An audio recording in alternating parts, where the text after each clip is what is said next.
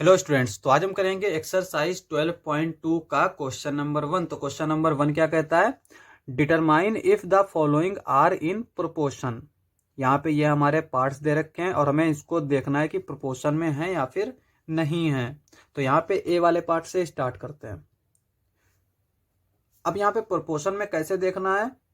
सबसे पहले हम इन दो का रेशियो फाइंड आउट करेंगे, फिर इन दो का रेशियो फाइंड आउट करेंगे और देखेंगे कि वो इक्वल है या फिर नहीं है। अगर इक्वल होंगे तो ये प्रोपोर्शन में है और अगर इक्वल नहीं होंगे तो प्रोपोर्शन में नहीं है। तो यहां पे लिख लेते हैं 15/45। अब यहाँ पे देखो 15 का हम डायरेक्ट टेबल पढ़ सकते हैं क्योंकि 15 के टेबल में 45 आता है। तो 15 1 जा 15, 15 3 जा 45, तो ये आ गया 1:3। और अगर हम इसका देखें तो यहाँ पे 40/120, 0 से 0 कैंसिल आउट, 4/12, 4 1 जा 4, 4 3 जा 12, तो ये आ गया 1/3। ये हो गया 1:3। तो इसका मतलब ये हुआ कि ये जो है प्रोपोर्शन में होंगे क्योंकि रेशियो जो है वो इक्वल आ गए। तो यहाँ पे हम लिख लेंगे yes they are in proportion. अब आते हैं हम बी वाले पे। तो बी वाला हमें क्या दे रखा है? 33, 121, 9, 96। तो पहले हम क्या करते हैं, इन दो का देख लेते हैं। बी वाला 33/121। अब यहाँ पे देखो ये हमारा क्या है? 33 हमारा 3 से डिविजिबल है और 11 से डिविजिबल है। और अगर हम इसकी बात करें तो यहाँ पे ये 1 + 2 + 1 यानी कितना हो जाएगा? 4 आ जाएगा। और 4 हमारा 3 से डिविजिबल नहीं है तो ये भी हमारा 3 से डिविजिबल नहीं होगा। तो इसका मतलब क्या हुआ कि हम दोनों को 11 से डिवाइड करेंगे। ठीक है, तो यहाँ पे 11 3 जा 33 और ये 11 11 जा 121 क्योंकि ये 11 का स्क्वायर है।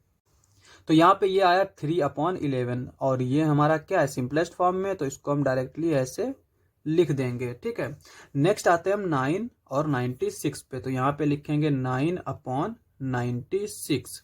अब यहाँ पे देखो ये हमारा 3 से डिविजिबल है, ये भी 3 से डिविजिबल है। तो ये क्या हो जाएगा? 3 3 जा 9, ये हो जाएगा 3 3 जा 9, 3 2 जा 6।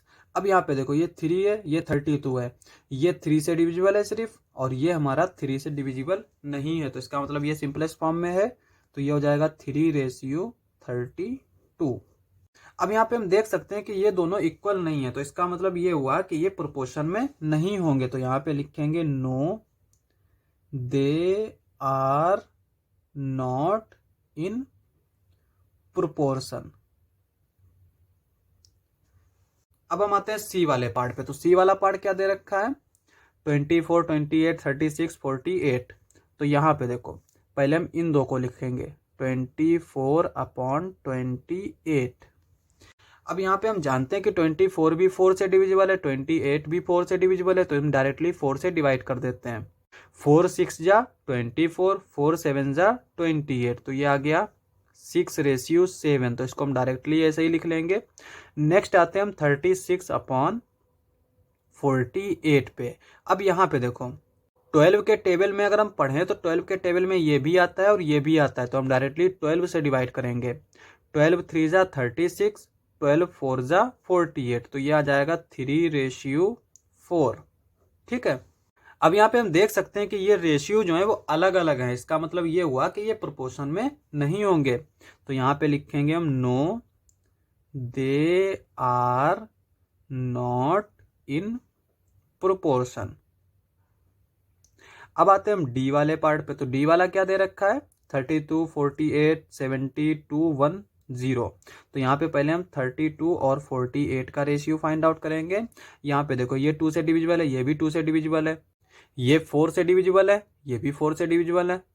तो हम डायरेक्टली पहले 4 से डिवाइड कर लेते हैं। तो यहाँ पे ये क्या आएगा हमारा?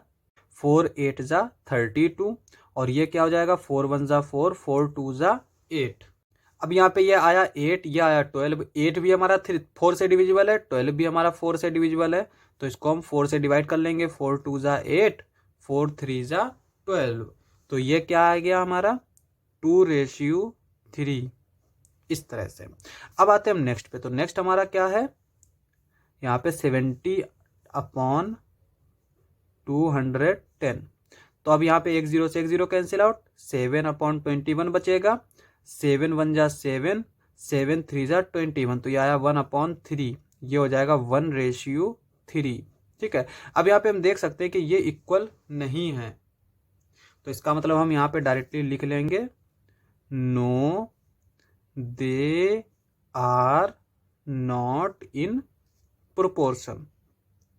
तो ये हमारे प्रोपोर्शन में नहीं होंगे। अब आते हैं हम नेक्स्ट पे। तो नेक्स्ट हमारा क्या दे रखा है, 4 6 8 12। तो यहाँ पे भी देख लेते हैं। तो ये क्या हो जाएगा हमारा ई वाला, इसको पहले लिखेंगे 4/6। ये हो जाएगा 2 2 जा 4, 2 3 जा 6, तो ये आ गया 2:3। नेक्स्ट हमें दे रखा है 8/12। तो यहाँ पे ये क्या आ जाएगा, ये 4 से डिविजिबल है, ये 4 से डिविजिबल है। 4 2 जा 8, 4 3 जा 12, ये आ गया 2:3। तो इसका मतलब ये हुआ कि ये जो है ना इक्वल आ गए सिंपलेस्ट फॉर्म में, तो ये हमारे प्रोपोर्शन में होंगे। तो यहाँ पे हम लिख लेंगे yes they are in proportion. तो ये हमारे प्रोपोर्शन में होंगे। नेक्स्ट आता है लास्ट वाला हमारा एफ। तो एफ हमारा क्या है, 33 44 75 100। तो पहले हम इन दोनों का रेशियो फाइंड आउट कर लेते हैं, फिर इनका फाइंड आउट करेंगे। तो यहाँ पे लिखते हैं 33, ये 44। अब यहाँ पे हम डायरेक्टली देख सकते हैं कि ये भी 11 से डिविजिबल है, ये भी 11 से डिविजिबल है। तो यहाँ पे हम डायरेक्ट 11 से डिवाइड कर देते हैं। 11 3 जा 33, 11 4 जा 44, तो ये आ गया 3:4। नेक्स्ट हमारा क्या है, 75/100। अब यहाँ पे अगर हम देखें तो ये 25 से डिविजिबल है, और अगर हम 25 से डायरेक्ट नहीं देख पा रहे हैं तो हम क्या करेंगे, 5 से स्टार्ट करेंगे। तो यहाँ पे हम डायरेक्टली पहले 5 से डिवाइड कर लेते हैं। 5 1 जा 5, 2 बचेगा, इधर जाएगा 25 हो जाएगा। 5 5 जा 25, 5 2 जा 10, तो ये आ गया 20। तो ये क्या आया, 15/20। ठीक है। अब यहाँ पे ये फिर से हमारा 5 से डिविजिबल है, तो इसको हम फिर से डिवाइड कर लेते हैं। ये हो जाएगा 5 3 जा 15, 5 4 जा 20, तो ये आ गया 3:4। अब यहाँ पे ये दोनों रेशियो क्या है, इक्वल है। तो इसका मतलब क्या हुआ कि ये जो है प्रोपोर्शन में होंगे। तो हम यहाँ पे लिख लेते हैं yes they are in proportion.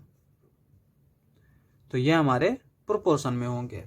Last part था, क्वेश्चन समाप्त। नेक्स्ट लेक्चर में करेंगे नेक्स्ट क्वेश्चंस। आज के लिए बस इतना ही।